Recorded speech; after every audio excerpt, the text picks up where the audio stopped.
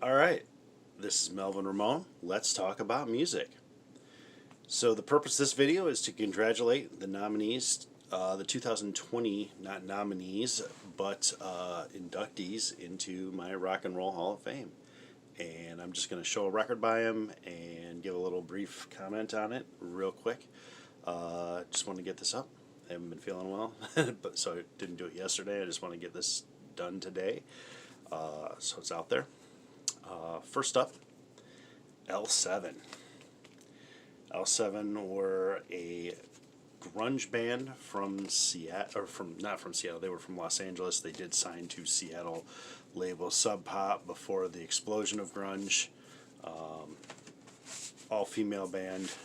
One of the gnarliest and heaviest of the grunge bands, period. Let alone any of them that were led by women or contained all women. I think a lot of times it's underrated how much women contributed to that particular scene, and L7 are one of the best. They are back out there at it again. I saw them last year. They are killing it.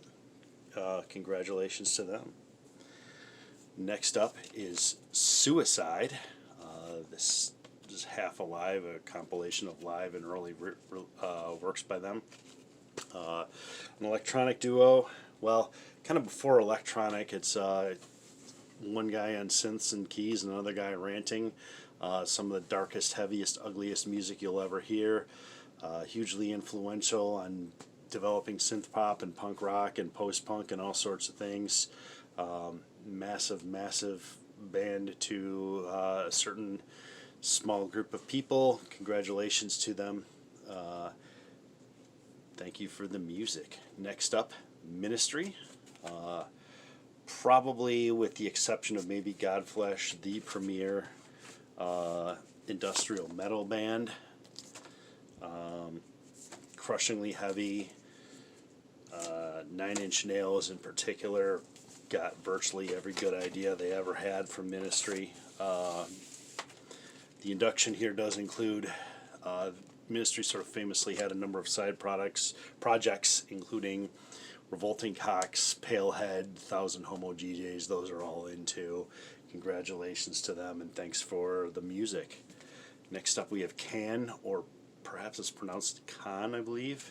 A German experimental rock band, which is often referred to as krautrock, although some people are feeling now that term is derogatory. I kind of wonder if my 1/4 German-American heritage qualifies me to be reclaiming that term, because it does sort of sound cool to me. But great band, massively influential on post-punk, the development of electronic music, and a number of other things. Hugely important. Kind of a big record nerd thing. This record in particular will, folks who spend a lot of time in record stores seem very familiar. If you read a lot about music, you'll remember this. The can of beans on the cover. Great band. Next up is a band I've featured on my channel before. This is the Scientists. They're an Australian garage punk or noise rock band, somewhere in the middle. Actually often cited as a grunge band. That term was popular in the mid-'80s in Australia. Finally got a chance to see them last year. Was their first ever Detroit gig. Love this band. Mudhoney, Chrome Cranks, and a number of other bands have clearly heard these guys and took some influence from them. Massive, gnarly, kind of in that Australian sound. If you're familiar with the Saints and Birthday Party, if you like those, you'll love these guys. This is a compilation on Bang Records called Swampland. Their discography is actually pretty darn confusing, so I'm often not sure what counts as what is a compilation and what's a proper album. But anything you hunt down by those guys is utterly fantastic and well worth owning. Next up is Scientist. And once again, congratulations to all these articles if I haven't said it individually every time. This is Scientist Rids the World of the Evil Curse of the Vampires. Scientist is a dub reggae artist, Jamaica in the 70s. This is going to be one of those ones a lot of people don't consider that rock and roll. To me, that music is rock and roll as hell, has all of the qualities that make rock and roll great, and it's also its own wonderful thing. Dub reggae is a huge inspiration to a number of electronic genres and the beginning of hip hop. Scientist is a pretty well known artist within that.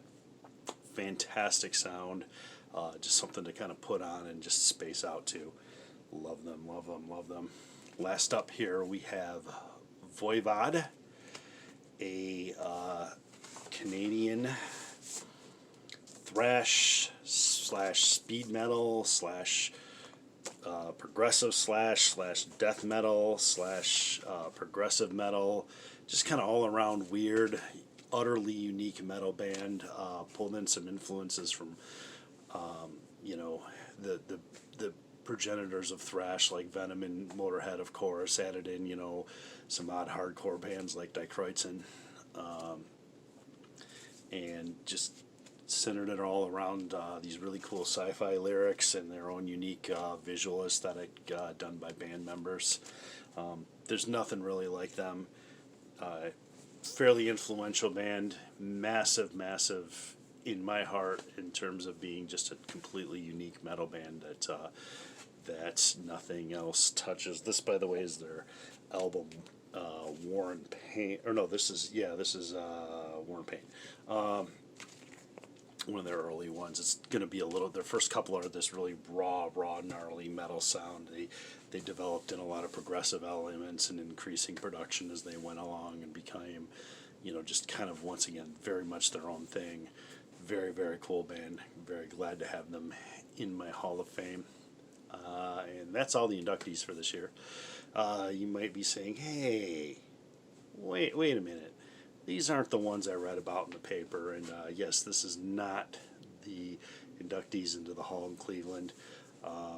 Years ago on my own Facebook page, I read the inductees. I think this was about 2009 or 2010, and just felt like it was a group of artists that, obviously popular and influential, but didn't really connect with all the things that I was into. So I made up my own list of artists and put it on my Facebook page. Hey, congratulations to these artists. It got a lot of laughs and reactions, and so I repeated it the next year, and it's become a tradition. And so now that this year I have the video channel going, I thought I'd put these up on here and look for your reactions. So love to hear from you guys, your comments, your thoughts. Throw out some bands to me so specifically what I was looking for is bands that I love that would never be within the sphere of what the Rock and Roll Hall of Fame, either popularity or just too weird or too heavy. Would keep them from being, what the Hall of Fame in Cleveland looks at all. And I would love to hear your thoughts on what artists you would love to see recognized on that level that are just completely out of the sphere of what they do with that. Thank you very much for watching, and have a great evening.